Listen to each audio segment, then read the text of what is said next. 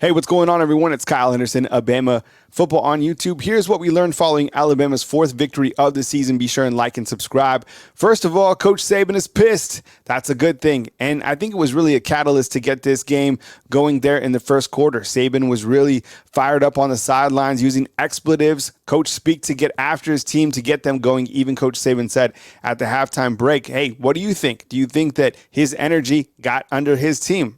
100%. This is the Coach Saban that we've been waiting for, and he finally got on his team. And I think it was the right time because there in that first quarter of play, there wasn't much momentum. That's a tough environment. Any road SEC game is going to be challenging, period. Whether it's Starkville, College Station, wherever, it's going to be challenging.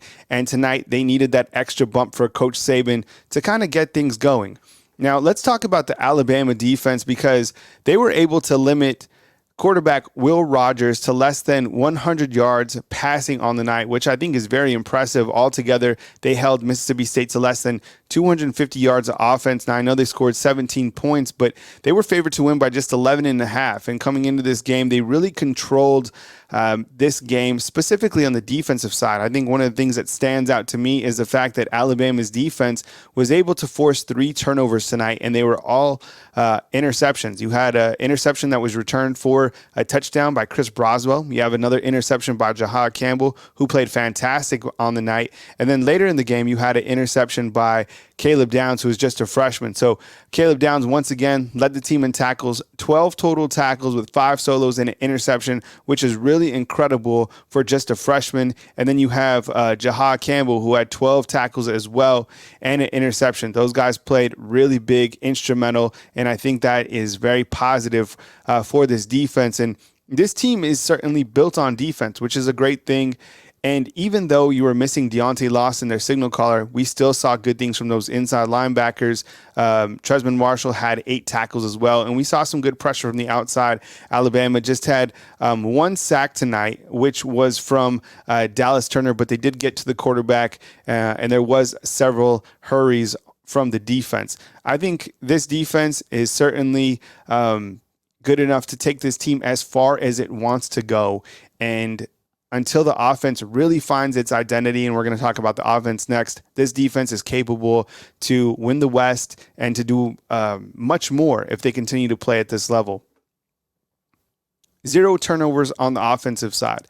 Coming into this game, that was something that Alabama wanted to work on, and they wanted to limit interceptions or fumbles or whatever it may be. And tonight, Alabama's offense has no turnovers, which is great. You always want to win the turnover margin, and tonight they did that, creating 3 turnovers and allowing 0, which is really important. And I thought, when looking at Jalen Milroe, he was 10-12 passing for 164 yards, 0 touchdowns, no interceptions, and he didn't force any passes that he had to, which he's continued to do for 2 consecutive games. Against Ole Miss, there were some times where he didn't force a ball. And tonight, same thing. Now, he was sacked. I'm looking at the sacks right now. He was sacked 2 times on the night, and those were on him, honestly. I think the offensive line did a better job, but those sacks were on him. Now, I do want to emphasize something.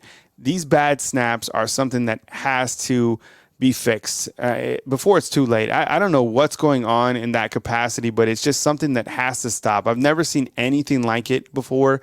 It continues to be a problem, and I just think that there has to be some sort of solution to fix this problem. It's one of the only blemishes when you look at this game are these bad snaps that Alabama's continue to have, and you would think that would be eliminated through 5 games of the season. Let me know what you think about that inside the comment box. When we look at more Alabama offensive statistics, you see that Milroe, he did rush for 53 yards in this game. Jace McClellan had 63 yards in this game. And you have Roydell Williams, who had 44 yards in this game. Alabama just shy of rushing for 200 all-purpose yards in this game against Mississippi State. The leading wide receivers were Amari Niblack, Jace McClellan, and Malik Benson. So when you look at this offensive performance, I don't know if it was the best offensive performance overall. I think this game was won by defense, and the offense did enough to move the football, move the chains, and Will Riker once again came through, did a great job. He's just such a asset to this team, the best college football kicker in the land, and he's automatic. I mean, there's no more times about worrying if your kicker is going to be able to knock down a field goal. Will Riker tonight did a fantastic job, and when you look at the stat line for Will Riker and the kicks that he had, he was good from 48, 38, 34, and 48. The guy is fantastic. I think he's hit 22 consecutive field goals in a row, which is monumental, specifically going into this next stretch of games that Alabama has coming up. I refer to this next stretch as the gauntlet for Alabama. So before we talk about the upcoming games, this particular win is a great win. And I think they did use that momentum from Ole Miss to carry that into this game against Mississippi State. They played well tonight. I don't know if it was 4 quarters of football, maybe 3 quarters of football, because I still don't necessarily like some of that first quarter. Then again, they did score 14 points. One of those was by way of an interception. Do you think they played 4 quarters of football tonight? Doesn't necessarily feel like it. It feels like we're getting closer, but a road win in the SEC is great. Next, Alabama will travel to Texas A&M to take on Jimbo Fisher. And as you know, Max Johnson is leading that team. Max Johnson is the backup quarterback, but ironically, he played against Alabama in 2021 when he was at LSU. When you look around the SEC, there was a game in Auburn today where Auburn, they did have Georgia on the ropes. They're actually leading that game 10-0. Kentucky was able to beat Florida. When you look to the West, Ole Miss and LSU had a shootout, and Ole Miss is able to beat LSU, right? And you look to what Alabama's defense was able to do against Ole Miss just last week. It shows you just how good this Alabama's defense is. And that's why I say this defense is as good as they want to be. Honestly, the sky is the limit when you look to this Alabama defense, and it's still clearly the strength of this team. Alabama and Texas A&M at the top of that SEC West, a division that is wide open. And I think it's going to be up to Alabama to get that offensive identity going.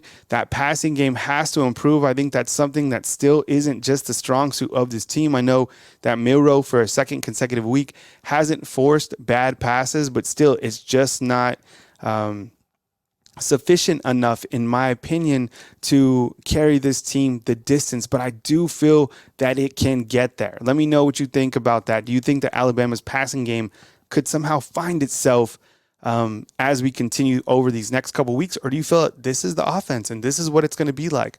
I want to hear from you inside the comment box. My name is Kyle Henderson, a BAMA Football on YouTube. Hit the thumbs up, like, and subscribe. We appreciate you guys being here following Alabama's victory over Mississippi State. Alabama now 4-1 on the season, 2-0 in SEC play. Next week, they'll take on Texas A&M. Coming to you from beautiful Tuscaloosa, Alabama, Kyle Henderson, a BAMA Football on YouTube.